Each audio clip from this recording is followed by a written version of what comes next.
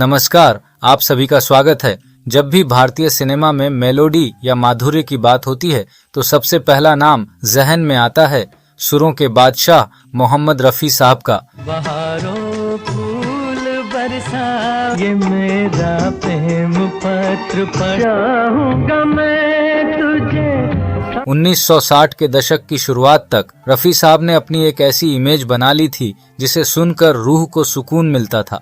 उनकी पहचान एक ऐसे गायक की थी जो बेहद गंभीर, शास्त्रीय और दिल को गहराई तक छू लेने वाले नगमे गाते थे। उनकी मखमली आवाज में एक ऐसा ठहराव था जिसका कोई सानी नहीं था। 1960 के दशक की शुरुआत तक मोहम्मद रफ़ी की पहचान 14वीं का चांद हो, वो दुनिया के रखवाले और सुहानी रात ढल चुकी जैसे बेहद सुरीले, गंभीर और शास्त्रीय संगीत पर आधारित गानों के लिए थी। दुनिया के रखवाल सुहानी रात ढल 14वीं का चांद। लेकिन क्या आप यकीन करेंगे कि अपनी इसी शांत आवाज वाले हमारे रफी साहब ने एक ऐसा गाना भी रिकॉर्ड किया था जिसे उस दौर के संगीत पंडितों और आलोचकों ने सिरे से खारिज कर दिया था। जी हाँ, इस गाने को कचरा, बकवास और संगीत के नाम पर सिर्फ एक शोर कहा गया था। लोगों को डर था कि अगर रफी साहब की आवाज में ये चीखने चिल्लाने वाला गाना रिलीज हो गया तो उनका पूरा करियर और उनकी सॉफ्ट इमेज हमेशा के लिए बर्बाद हो जाएगी। इंडस्ट्री में कानाफूसी शुरू हो गई थी कि रफी साहब को ये गाना बिल्कुल नहीं गाना चाहिए। आखिर कौन सा था वो गाना और क्यों उस एक गाने ने पूरी म्यूजिक इंडस्ट्री में भूचाल ला दिया था? हम इसी पर विस्तार पूर्वक चर्चा करेंगे, तो चैनल को सब्सक्राइब करके बेल आइकन दबा दीजिए और इस सदाबहार वीडियो के अंत तक बने रहिए। बात है साल 1961 की, जब सिनेमाघरों में एक फिल्म आई थी, जंगली। इस फिल्म को निर्मित और निर्देशित किया था सुबोध मुखर्जी ने और इसमें शम्मी कपूर और सायरा बानो मुख्य भूमिकाओं में नजर आए थे। बता दें कि यह सायरा बानो की पहली फिल्म थी। फिल्म का शानदार संगीत दिग्गज जोड़ी शंकर जयकिशन ने तैयार किया था और इसके बेहतरीन गीत लिखे थे हसरत जयपुरी और शैलेंद्र ने, जिन्हें अपनी जादुई आवाज से सजाया था मोहम्मद रफी, लता मंगेशकर, मुकेश और आशा भोसले जी ने। चाहे कोई मुझे जंगली कहे, कश्मीर की कली हूँ मैं, मुझे एहसान तेरा हो या करूँ मैं क्या सुख सुख सारा गुजारा तोरे अंगना। फिल्म और उसके गीत इतने जबरदस्त हिट साबित हुए कि उस दौर में लोगों के बीच एक मशहूर कहावत चल पड़ी कि भारत में पैसे छापने की दो ही टकसाल हैं, एक भारत सरकार की और दूसरी वे सिनेमा घर जहां जंगली चल रही है। लेकिन रफी साहब एक गाने को लेकर काफी बहस में आ गए थे। वो गाना था चाहे कोई मुझे जंगली कहे। ये वो दौर था जब संगीतकार जोड़ी शंकर जयकिशन और गीतकार शैलेंद्र कुछ नया, कुछ बहुत ही विद्रोही बनाना चाहते थे। वो चाहते थे कि गाने में पाश्चात्य संगीत यानी वेस्टर्न म्यूजिक का वो पागलपन हो जो युवाओं को अपनी कुर्सियों से उठने पर मजबूर कर दे, और इस तरह जन्म हुआ चाहे कोई मुझे जंगली कहे गाने का। जब आलोचकों ने गाने को सुना तो उनका तर्क था कि ये गाना मोहम्मद रफ़ी की गरिमा के खिलाफ है। बिना सुर और ताल के बेतहाशा चिल्लाना रफ़ी साहब के करियर पर एक काला धब्बा साबित होगा।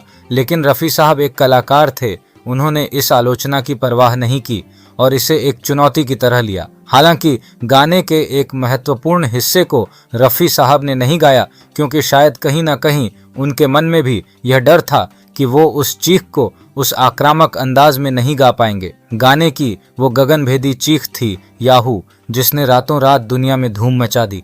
आपको क्या लगता है वो आवाज किसकी थी, शम्मी कपूर की या खुद रफ़ी साहब की? आप बिल्कुल गलत हैं। वो ऐतिहासिक चीख इन दोनों में से किसी की भी नहीं थी, बल्कि यह आवाज प्रयागराज की थी। दरअसल शम्मी कपूर को गाने की शुरुआत के लिए एक ऐसी चीख चाहिए थी जिसमें पागलपन हो, और उन्होंने याहू शब्द को रफ़ी साहब से नहीं बल्कि प्रयागराज से गवाया। प्रयागराज सिर्फ एक आवाज का नाम नहीं थे, बल्कि बॉलीवुड के एक असली छुपे हुए रुस्तम थे।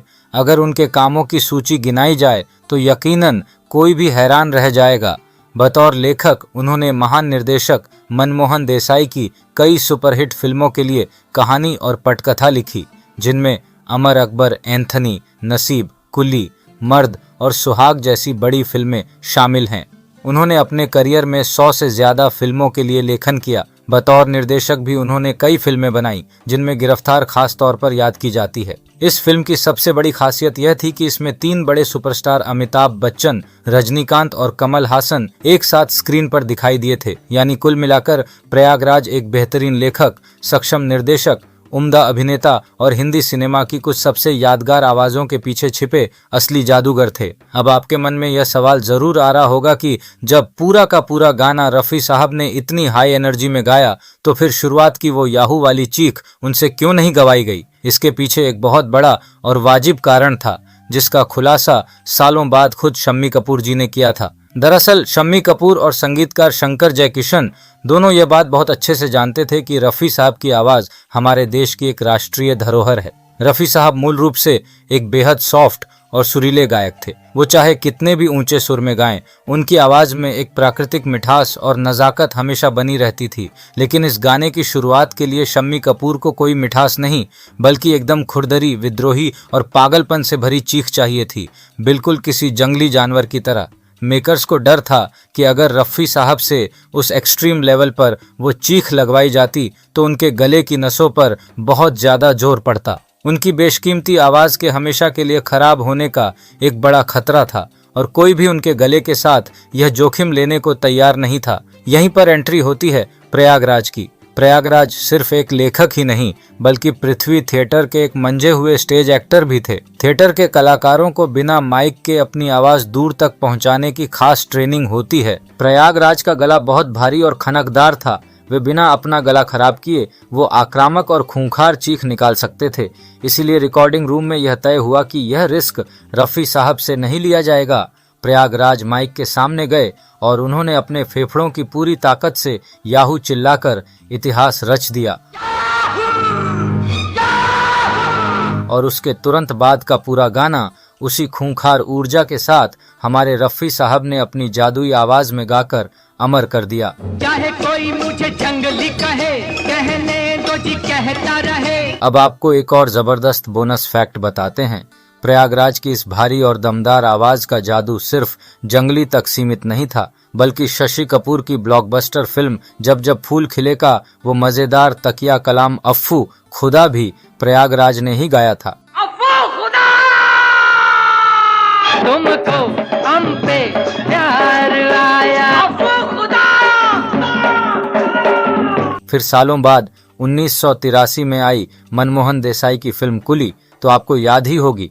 उस फिल्म के सुपरहिट गाने एक्सीडेंट हो गया रब्बा रब्बा में जो आवाज आसमान में उड़ते हुए बाज को अल्लाह रखा पुकारती है, वो आइकॉनिक आवाज भी किसी और की नहीं बल्कि प्रयागराज की ही थी।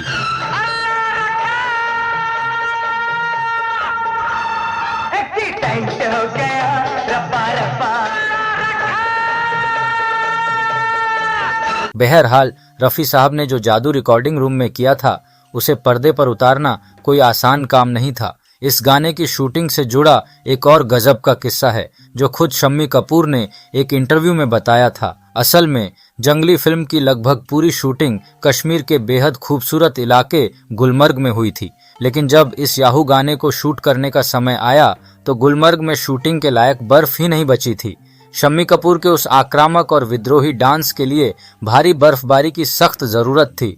शम्मी कपूर ने बताया कि जंगली फिल्म की लगभग पूरी शूटिंग कश्मीर के गुलमर्ग में हुई थी, लेकिन जब इस याहू गाने को शूट करने का समय आया तो गुलमर्ग में शूटिंग के लायक पर्याप्त बर्फ नहीं थी। गाने के मिजाज और शम्मी कपूर के डांस के लिए भारी बर्फबारी की जरूरत थी, इसलिए सिर्फ इस एक गाने को फिल्माने के लिए पूरी फिल्म यूनिट को कश्मीर से शिमला के कुफरी जाना पड़ा।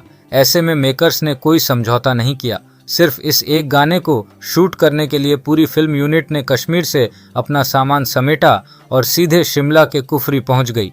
वहां की जमा देने वाली बर्फीली वादियों में बिना किसी कोरियोग्राफर के शम्मी कपूर ने जो उन्मुक्त डांस किया वो अपने आप में कमाल था।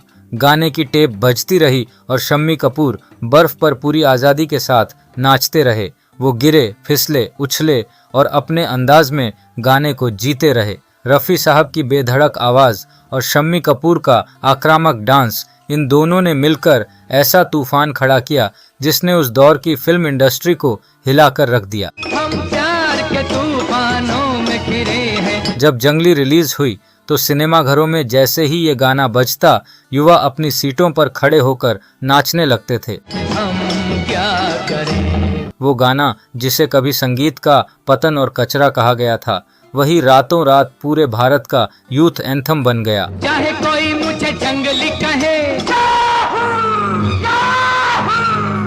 तो मित्रों, आज के इस सफर में ये थी उस ऐतिहासिक गाने की अनकही कहानी। आपको रफ़ी साहब का ये विद्रोही अंदाज कैसा लगा, और क्या आपको याहू वाली चीख और कुल्ली के अल्लाह रखा का ये कनेक्शन पहले से पता था? मुझे कमेंट्स में ज़रूर बताइएगा। अगर आपको पुरानी फिल्मों की ये गहरी और रिसर्च आधारित कहानियाँ पसंद आ रही हैं तो वीडियो को लाइक करें, शेयर करें और चैनल को सब्सक्राइब करना न भूलें। मिलते हैं अगले वीडियो में हिंदी सिनेमा की एक और यादगार कहानी के साथ। तब तक के लिए याहू